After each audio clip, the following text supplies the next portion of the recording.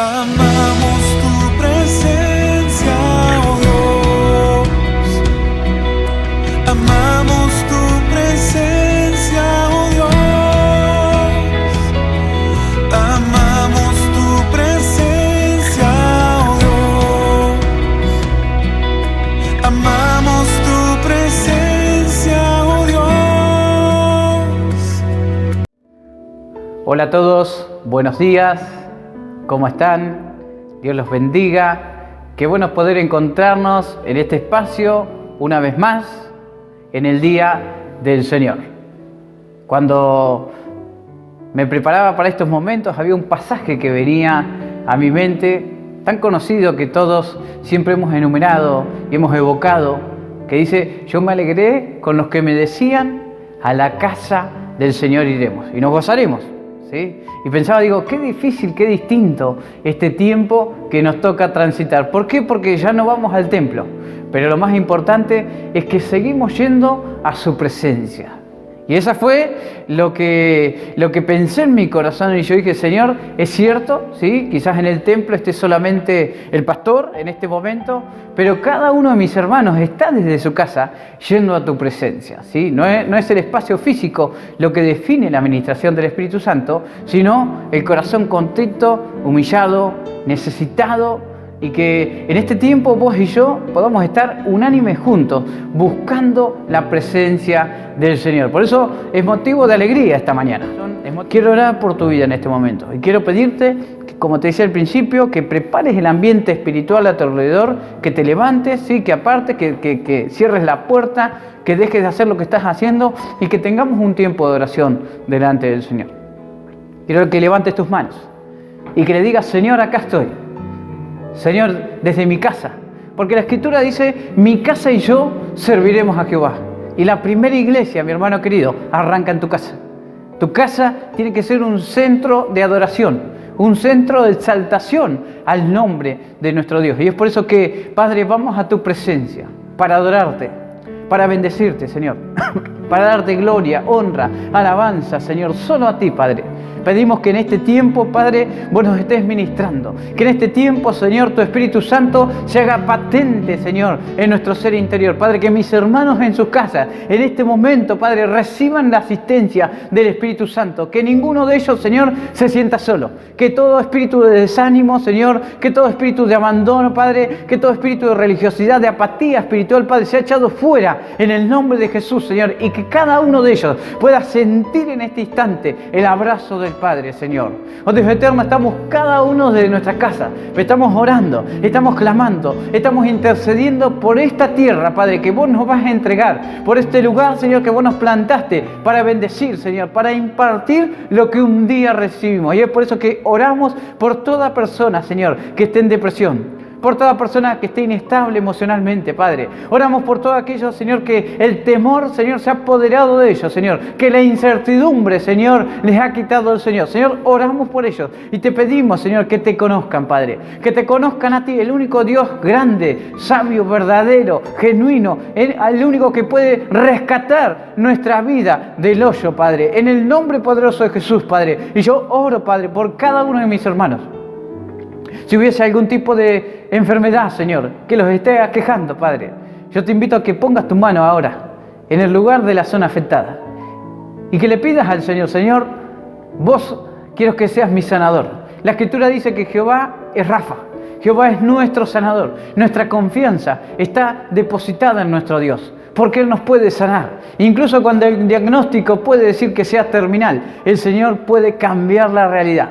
Y este tiempo es un tiempo de milagros, este es un tiempo de fe activada, este es un tiempo del Espíritu Santo en tu vida. Y es por eso que yo oro por tu vida y pido, oh Dios eterno, que respaldes la fe de mis hermanos. Cada uno, Señor, que está en su casa ahora, Padre, pueda recibir, Señor, un toque del Espíritu Santo, Padre, y que te lleves toda enfermedad, toda maldición genética, Señor, generacional, Padre, en sus cuerpos, Padre. Y declaramos, oh Dios eterno, todo aquello que no forme parte del diseño original para nuestras vidas, lo declaramos ilegal, Padre. Lo resistimos y lo echamos fuera en el nombre de Jesús, Señor.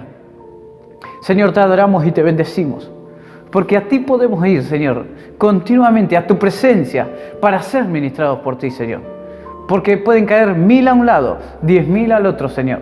Pero sabemos que vos estás con nosotros todos los días y hasta el fin del mundo. Y eso nos da seguridad de saber de que no estamos solos, sino que estamos seguros en el hueco de tu mano. En el nombre poderoso de Jesús. Amén, amén y amén. El Señor va a premiar tu fe. Si vos sos una persona que se acerca con expectativa, la Escritura dice que el que se acerca a Dios, crea que le hay y que Él es galardonador de los que le buscan. El premio de Dios, la respuesta de Dios, el favor de Dios no es para todo el mundo, no. La respuesta, el favor de Dios es para aquellos que están buscando, aquellos que son violentos en la presencia del Señor, ¿sí? Aquellos que se arrojan, que van, que buscan, que interceden, que claman, que presentan todos los días de su vida su problema delante del Señor. Y el día que llega la respuesta, justamente es inspirada por esa insistencia. Y es por eso que vos y yo tenemos que presentar nuestras necesidades delante de Dios, que sean conocidas. Uno puede decir, bueno, pero el Señor yo ya se lo dije. Ya una vez oré, hace un tiempo atrás, y nada cambió. Mis hermanos, tenés que persistir, tenés que insistir. Porque la Escritura dice que el que busca halla, que el que golpea se le abre. ¿Sí? Y no dice que al primer golpe se va a abrir. Lo más importante es que vos y yo insistamos en la presencia del Señor. Y Dios, que es clemente, que es piadoso, que es bueno, que es misericordioso, en algún momento va a llegar la respuesta a tu vida. Y vamos a tener un testimonio de fe poderoso para poder inspirar a muchas personas más. Y es por eso que también el Señor nos viene hablando en su palabra. Yo quiero invitarte a que, si tenés tu Biblia, la tomes, ¿sí? Y que puedas abrir la Biblia en el libro de Segunda de Crónicas. Vamos a pasar a la palabra de Dios. Vamos a hablar de la vida de un rey, el rey Ezequías. Segunda de Crónicas, capítulo 29, nos narra uno de los buenos reyes que tuvo Judá. Judá, Israel, los dos reinos después de que el hijo de Salomón dividiera el país a causa de sus malas decisiones, fueron dos reinos plagados de reyes malos. Pero el reino de Judá tuvo algunos reyes buenos más que el del norte, ¿sí? Y este fue uno de ellos, un rey restaurador, un rey que se ocupó de lo que se tenía que ocupar. ¿Por qué? Porque él asumió, ¿sí?, el país. Él tomó la rienda por línea genealógica, le tocó ser el rey. Pero lo más importante no es que fue nombrado rey, sino lo que hizo después. ¿Por qué? Porque su antecesor era un hombre que no había hecho lo recto delante de Dios. Había equivocado los caminos y con la decisión de él había hecho pecar a muchas personas. Y por eso la Biblia menciona de que él no fue un hombre íntegro, no fue un hombre bueno. Pero lo más importante es que Ezequías fue un hombre diferente. Yo quiero invitarte a que puedas leer conmigo en el libro de Segunda de Crónicas, capítulo 29, versículo 1. Dice: comenzó a reinar Ezequías siendo de 25 años y reinó 29 años en Jerusalén. El nombre de su madre fue Abías, hija de Zacarías. Dice el versículo 2: e hizo lo recto ante los ojos de Jehová, conforme a todas las cosas que había hecho David su padre. La Escritura nos narra de que Ezequías con 25 años le tocó hacerse cargo del país. ¿Sí? Era un pueblo grande, había muchas cosas que había que modificar, que había que cambiar, que se venían haciendo mal desde hacía tantísimos años, y él, siendo un joven con 25 años, asumió esta responsabilidad. Y dice la Escritura que hizo lo recto delante de Dios, como David su padre. Cuando la Biblia nos habla de David, nos habla de una estirpe, de una línea de reyes. ¿Sí? David no era el padre de Ezequías, no. Pero David era el corazón de Dios. Y cuando un rey era bueno, era considerado hijo de David. Cuando un rey era corrupto, era malo, ¿sí?, no era considerado en esa línea genealógica. Y lo que la Escritura dice, David su padre, lo menciona y lo vincula justamente con que fue un buen rey. Esto habla muy bien de él, de que fue un buen legislador, un buen gobernante. Versículo 3. Dice: en el primer año de su reinado, en el mes primero, abrió las puertas de la casa de Jehová y las reparó, e hizo venir a los sacerdotes y a los levitas, y los reunió en la plaza oriental, y les dijo: oídme, levitas, santificaos ahora y santificad la casa de Jehová, el Dios de vuestros padres, y saquen del santuario la inmundicia, porque nuestros padres se han rebelado y han hecho lo malo delante de los ojos de Jehová, nuestro Dios, porque le dejaron y apartaron sus rostros del tabernáculo de Jehová y le volvieron las espaldas. Ezequías, en su primer año, y esto es algo que cabe destacar, hay que resaltar en la historia de este hombre. En el primer año, como legislador del país, una de las decisiones más importantes que tomó fue restituir la gloria de la casa de Jehová. ¿Por qué? Porque como decíamos anteriormente, el rey anterior a Ezequías fue un rey malo, un rey que consultó otros dioses, que rindió culto a otras cosas que no eran el Señor, que no eran nuestro Dios, que no eran Jehová, ¿sí? Y el templo de la casa del Señor estaba olvidado, las puertas estaban cerradas, el fuego que por ordenanza bíblica nunca se debía apagar desde el inicio del tabernáculo en el desierto hasta ese día, se había apagado. Los sacerdotes no tenían mantenimiento, los levitas, cada uno había huido a su lugar de origen, por lo cual la presencia del Señor en el país entero estaba olvidada, estaba desaparecida. Y Ezequías, como era un hombre de Dios, un hombre de autoridad, que entendía que su mayor legado iba a ser traer la presencia de Dios, restaurar el culto al Señor, abrió las puertas, las reparó, convocó a todos los sacerdotes, a todos los levitas, pero no a cualquier precio, sino que les dijo: santifíquense, entren a la casa de Jehová, santifiquen la casa, saquen la inmundicia. Evidentemente había cosas en la casa de Jehová que eran corruptas, eran inmundicias, porque en los tiempos de contaminación de Israel, estos introducían incluso en la casa de Jehová sus ídolos, sus dioses, y es por eso que esto era una cosa aberrante delante de los ojos de Dios. Pero Ezequías, como todo buen dirigente, se tomó medidas espirituales, y no solamente eso, sino que reconoció el pecado de sus padres. Él dijo: nuestros antepasados se han rebelado delante de Dios, y empezó a orar y guió al pueblo a un nuevo tiempo de vida espiritual. Cuando pienso en Ezequías, me pregunto por mi vida, pregunto por la tuya. Vos que sos autoridad en tu casa, ¿cuáles son las decisiones espirituales que estás tomando? ¿Cómo está el culto espiritual en tu casa? ¿Qué lugar ocupa la presencia de Dios? Ezequías fue un hombre que basó todas sus decisiones en la presencia del Señor. Porque la Escritura nos narra que lo primero que hizo fue ir a la casa del Señor y repararla, ¿sí? Y volver a establecer los órdenes de sacrificios y de culto al Señor. Esto trajo sobre el país un nuevo tiempo, un tiempo de espiritualidad, un tiempo de bendición. Esto trajo el favor de Dios sobre la nación entera. Y esto es lo que vos y yo tenemos que hacer en este tiempo. Un tiempo donde quizás el templo esté cerrado, no porque esté abandonado, no porque no haya personas que busquen al Señor, sino por una cuestión mundial de pandemia, ¿sí? Nos toca tener, tristemente, las puertas de la iglesia cerradas. Pero vos y yo somos responsables de nuestro hogar. Quizás vos seas la esposa, la mujer, digas: pastor, mi esposo no es una persona que honra al Señor. Pero bueno, a falta de hombre, el Señor respalda a la mujer. Quizás vos seas un hijo, ¿sí? Muchos ha tocado ser primera generación. Mi esposa fue una persona que se convirtió en su adolescencia y por muchos años fue la única persona de su hogar que iba a la iglesia. Sin embargo, ella era la persona que Dios respaldaba y que llevaba la palabra de Dios en su casa. Ni su padre ni su madre. Y después, en el tiempo, ¿sí?, a base de mucha oración, ellos llegaron a los caminos del Señor. Pero hay tiempos y tiempos. Hay tiempos donde el sacerdote no está honrando su posición, ¿sí?, porque de una u otra manera ha olvidado su lugar, ¿sí? Pero vos y yo somos personas responsables de traer la presencia de Dios a nuestras casas. Ezequías hizo eso.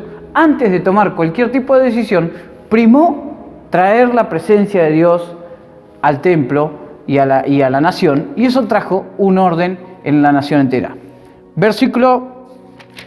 Capítulo 30. El siguiente hecho de Ezequías que cabe mencionar es que él celebró la Pascua. Dice el versículo 1 del capítulo 30: envió después Ezequías por todo Israel y Judá, y escribió cartas a Efraín y a Manasés, estos son tribus, o sea, provincias del país, ¿sí?, para que viniesen a Jerusalén, a la casa de Jehová, para celebrar la Pascua a Jehová, Dios de Israel. Y el rey había tomado consejo con sus príncipes y con toda la congregación en Jerusalén para celebrar la Pascua en el mes segundo. Este era un tiempo de avivamiento para el país entero. ¿Por qué? Porque el dirigente, la autoridad máxima del país era un hombre espiritual. Y no solamente restableció el templo, no solamente trajo sacerdotes, ¿sí? y continuó los sacrificios, sino que dijo, vamos a celebrar la Pascua y vamos a hacerla en Jerusalén y que vuelvan a venir todas las regiones del país, ¿sí? Que todos vengan y que puedan celebrar este tiempo a nuestro Dios. Claro, cuando uno mira esta historia, dice, bueno, esto es uno de las épocas doradas de Israel. Un buen rey, decisiones espirituales, avivamiento y bendición sobre el pueblo. Y esto es lo que pasa cuando en una casa hay un buen dirigente. En un hogar hay un hombre espiritual que busca traer la presencia de Dios. Todo marcha bien, ¿sí? Pero la Escritura da un vuelco y nos cuenta que después de todas estas cosas, y vamos a dar vuelta la página, después que Ezequías reorganiza el templo y reorganiza todos los servicios, dice la Biblia en el capítulo 32, que después de estas cosas y de esta fidelidad, vino Senaquerib, rey de los asirios, e invadió Judá y acampó contra las ciudades fortificadas con la intención de conquistarlas.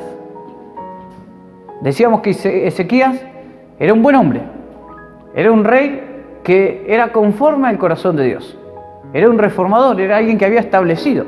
Sin embargo, la Escritura nos narra que después de toda esta fidelidad, o sea que el Señor reconoce que todo lo que Ezequías había hecho estaba bien, vino la prueba. Vino Senaquerib, que era el rey del imperio asirio. Asiria en ese momento no solamente fue uno de los 5 imperios dominantes de toda la historia, sino que en ese momento puntual estaba en su apogeo. Era el imperio que gobernaba absolutamente toda la tierra. Por donde posaba sus ojos, conquistaba. Dice la Biblia que vino con la intención de conquistarla, de robarlos, de matarlos, de llevarse sus mujeres, de llevarse sus niños, de matar a filo de espada a todos los varones y robar todos los tesoros de aquel lugar. No solamente arrasaban el país, sino que los deportaban de un lado hacia el otro, ¿sí? Y ponían gente de otro país para borrar toda huella de nacionalismo, todo patriotismo que los llevase a la rebelión. Era el sistema que se utilizaba antes. Era un sistema muy efectivo, por lo cual cuando venía un conquistador, cuando venía un imperio, había grandes problemas a futuro. Dice la Biblia que después de todas estas decisiones de santificación, de purificación, de búsqueda del Espíritu Santo, de búsqueda de la presencia del Señor, el enemigo vino sobre nuestras vidas. Hace unos años atrás hablaba con uno de los líderes que teníamos en una de las iglesias que pastoreamos y me decía, pastor, esta semana tomé la decisión de restablecer el culto familiar en mi casa. Así que el día lunes senté a toda mi familia y empezamos a orar y empezamos a clamar y empezamos a buscar en la palabra, a reflexionar sobre la palabra del día domingo. Ese mismo lunes a la noche se me quemó la heladera. El martes se me quemó el microondas.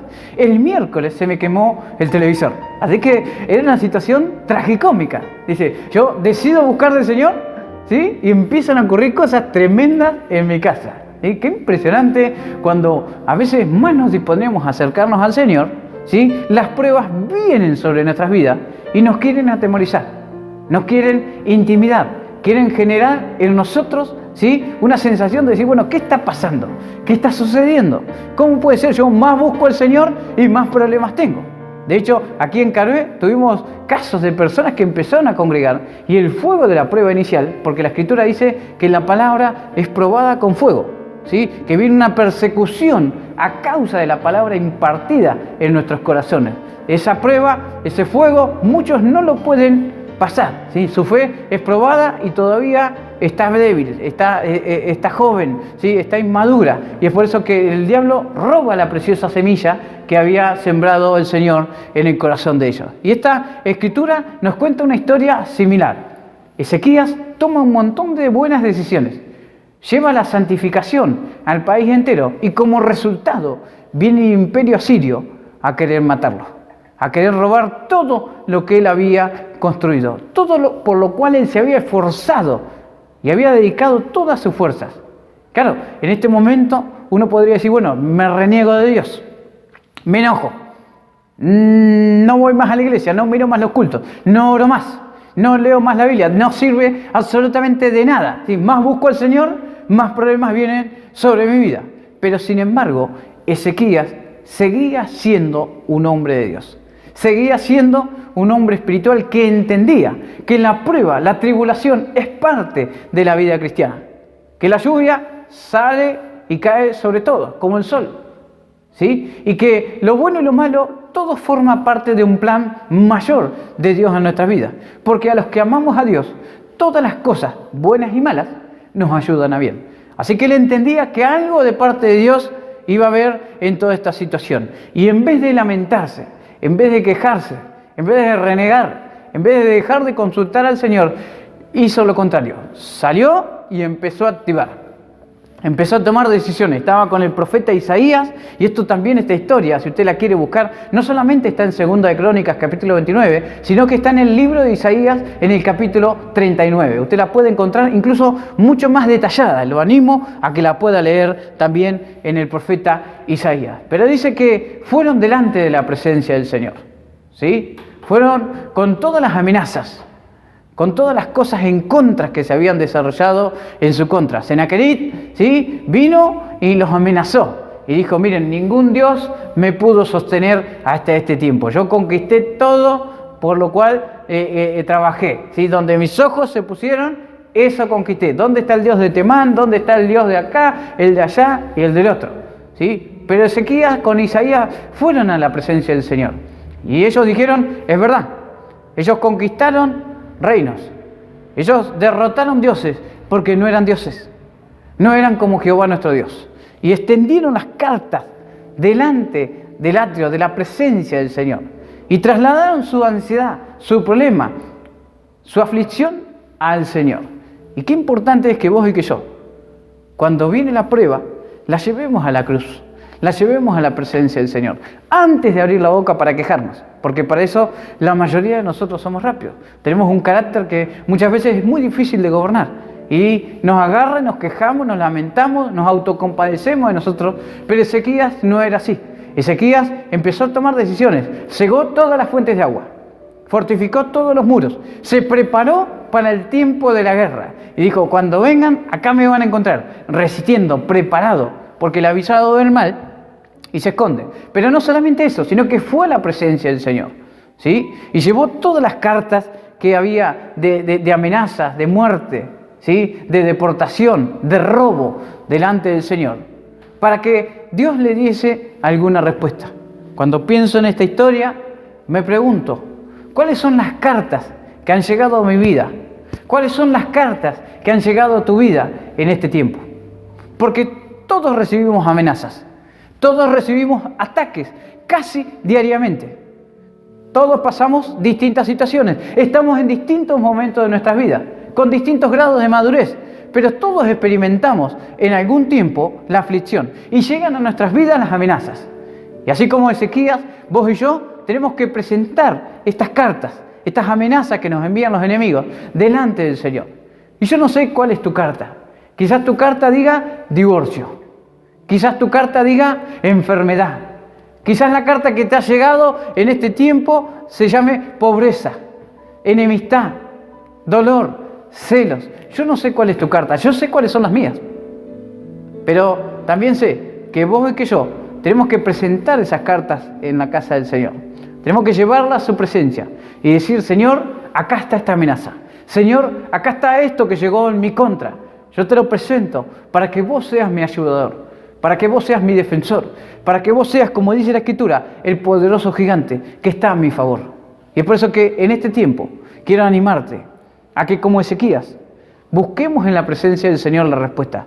La Escritura nos dice que Dios, al ver las cartas de amenaza, se sintió identificado con Ezequías, se sintió identificado con el pueblo de Judá y mandó su ángel. Y esa noche el ángel destruyó a 185.000 asirios, soldados que habían venido en contra de Jerusalén. Dice la Biblia que el rey huyó y en su país sus dos hijos, cuando estaba adorando en el templo de su Dios, lo mataron a filo de espada. Huyeron y otro hermano, el tercero, reinó en su lugar. El Señor desbarató en una sola noche lo que era una amenaza segura, lo que era el presagio de una muerte para toda la nación. Pero el secreto estuvo en que hubo un hombre de Dios, un dirigente, que tomó decisiones correctas en tiempos críticos. Y yo quiero animarte en este tiempo crítico quizás para tu vida, con distintas situaciones a tu alrededor, que tomes una decisión espiritual. Que vos y que yo vayamos a la presencia del Señor para pedirle a Dios nuestra respuesta, para mostrarle nuestra carta de amenaza y decirle: Señor, en ti confío. Señor, de ti va a venir mi respuesta. Quiero orar por tu vida. Quiero que te pongas de pie en este momento. Quiero que levantes tus manos y quiero que le presentes en voz audible al Señor, si es que podés, esta carta que ha llegado en contra tuyo. Esta carta que ha enviado el enemigo para destruirte, para limitarte, para robarte la paz, la tranquilidad, la felicidad. Y quiero que le digas: Señor, aquí está esta enfermedad. Señor, acá está este problema matrimonial. Señor, acá están mis temores. Señor, aquí están mis dolores, mis rechazos, mis angustias, Señor. Señor, acá está esta situación de pobreza que veo generacionalmente, una y otra vez que se repite en mi familia. Señor, yo oro para que vos hagas algo distinto en mi generación. Señor, que vos intercedas en este tiempo, de tal manera, Padre, que yo sea libertado, Señor, de toda acechanza del enemigo en mi contra, Padre. Y que yo pueda tener un testimonio poderoso de fe, de restauración, Señor, y de avivamiento personal para toda aquella persona que me escuche. Señor, nosotros depositamos en ti nuestra confianza, Padre, sabiendo que no vamos a ser avergonzados por esperar en ti, Señor. No nos avergonzamos, Señor, por confiar en ti, porque el Evangelio es poder de Dios para el que se salva, Padre. Y es por eso que te adoramos y te bendecimos. Y te damos las gracias, Padre, por ser tus hijos y por poder confiar en ti, Señor, todos los días de nuestra vida. En el nombre poderoso de Jesús. Amén, amén y amén. Quiero que esta palabra te inspire, quiero que esta palabra te motive y que vos y que yo vayamos a la presencia de Dios de manera continua, diaria, y allí depositemos toda carga para que esta angustia temporal mañana se transforme en un testimonio poderoso de vida en vos y en mí. Que Dios te bendiga.